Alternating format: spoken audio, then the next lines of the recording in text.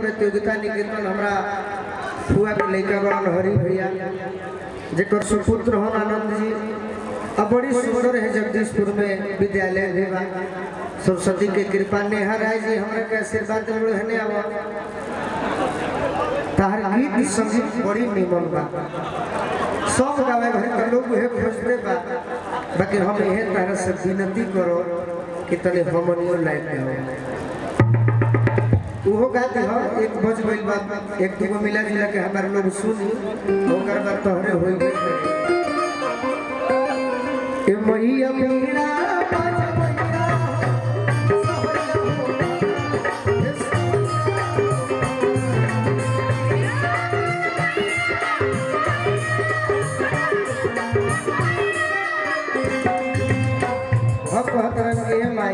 तारा बोलू भी कुछो बाना अरविंद भैया कटिन बजावे के प्रयास कइले बाड़ो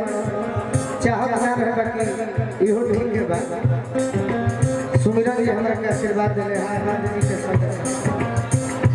वो कहता हेलो नाही जगकारी कुछो नाही कलकारी बाहो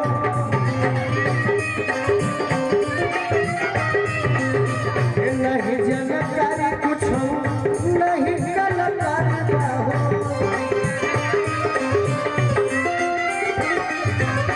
तोहर बोलो पुतवा पुतवा लड़े के तैयारी बाहो तोहर बोलो पुतवा पुतवा लड़े के तैयारी बाहो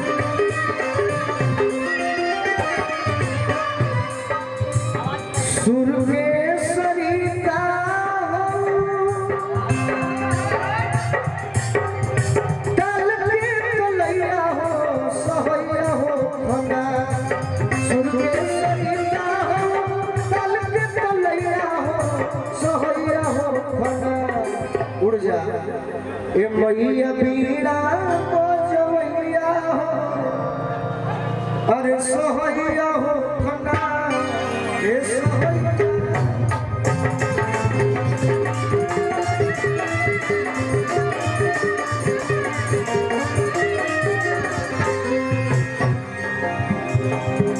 पहिलू परसी धमा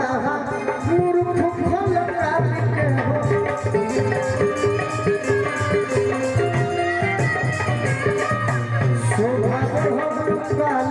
तुलसी को सवारी के हो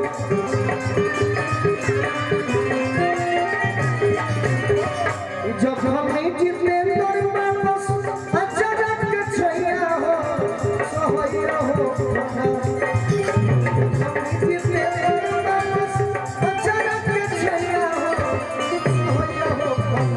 ए मैया बीड़ा बजवैया हो सोहैया हो सोहैया हो